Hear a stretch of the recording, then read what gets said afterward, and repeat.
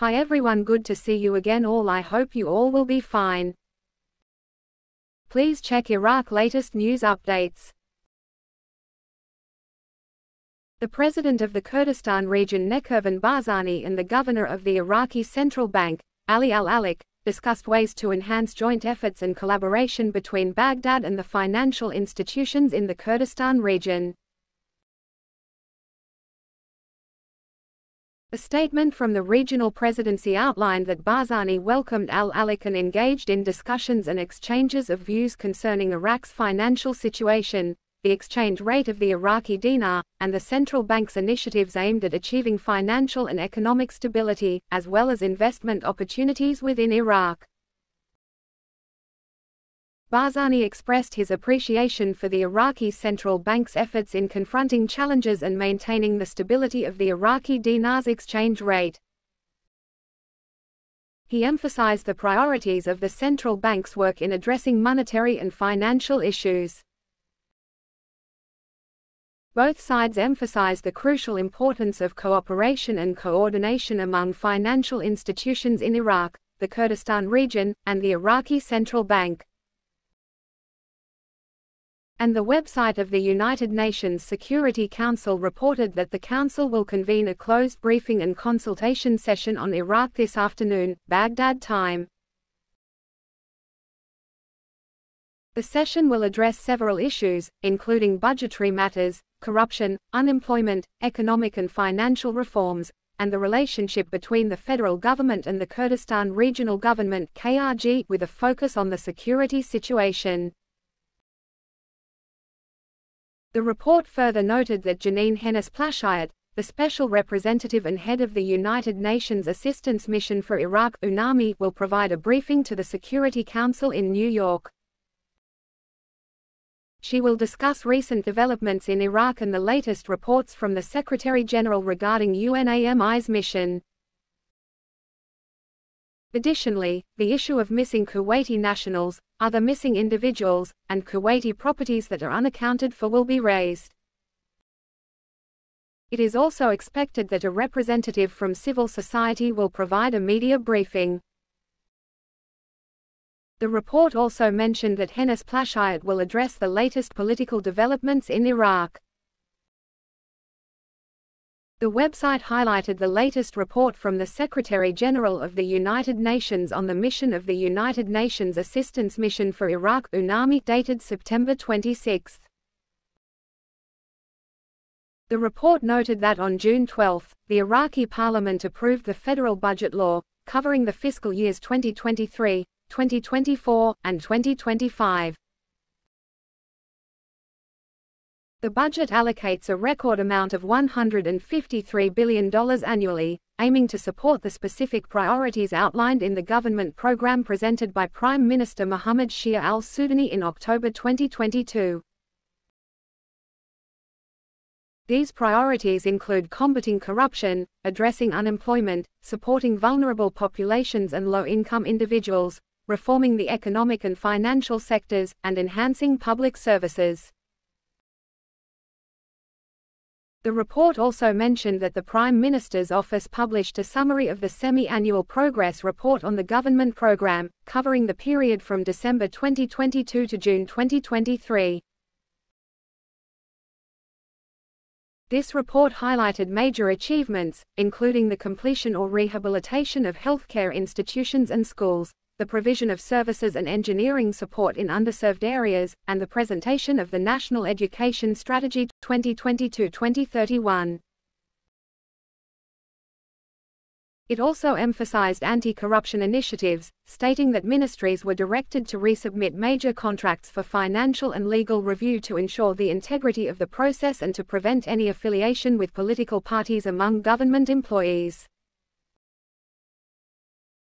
The report also emphasized economic reform as a priority, including the development of the investment environment and diversification of revenues through the growth of the industrial and agricultural sectors. In addition, it covered the government's efforts to enhance regional cooperation and development initiatives, including the launch of the Development Road Project, which will connect the Gulf region to Turkey and Europe. The government's program also includes commitments to amend electoral legislation and hold elections within a year. The report mentioned that Hennes Plasschaert may also brief the Security Council on the relationship between the federal government and KRG.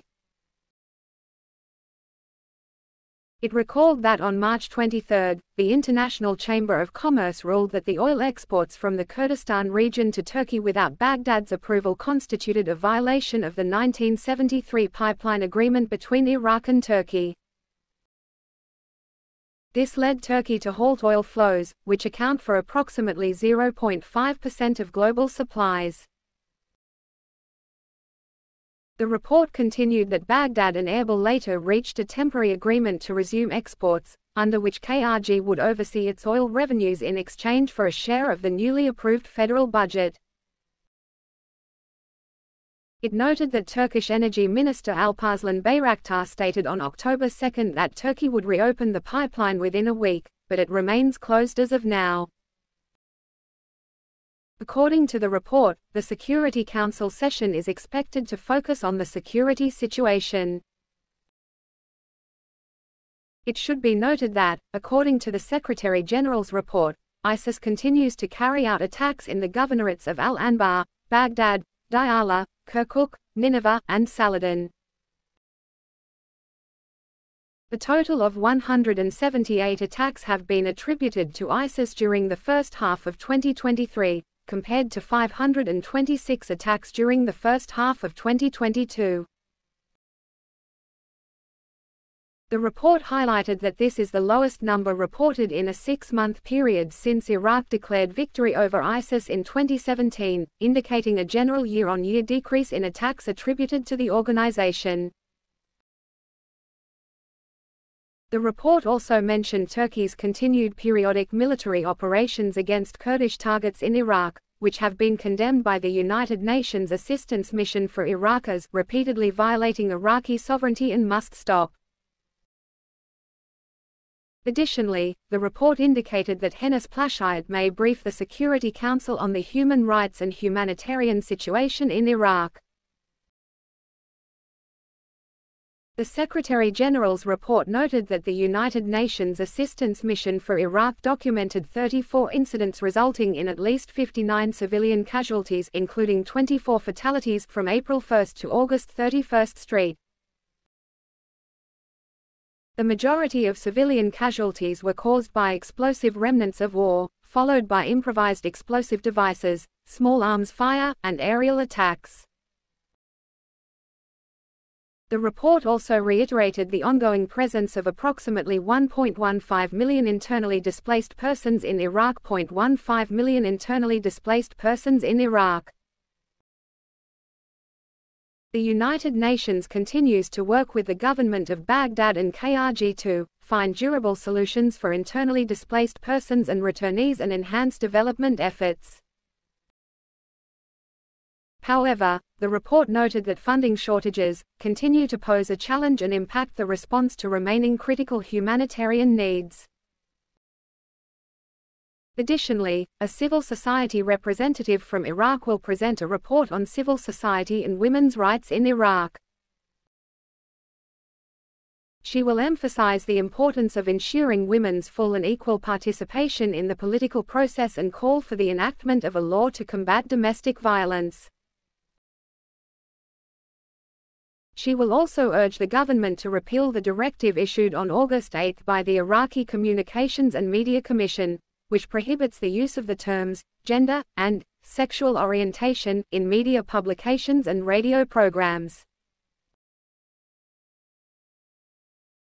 The report concluded by suggesting that Security Council members are likely to commend the efforts of the Iraqi government during its first year in power and welcome the relative political stability it has maintained, as well as the progress it has made in developing its government program, including approving the budget and setting a date for local elections.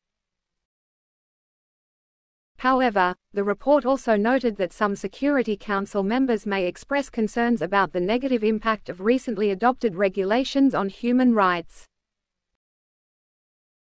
Some may also condemn violations of Iraq's sovereignty and the safety of its territory in the context of ongoing Turkish airstrikes against the Kurdistan region.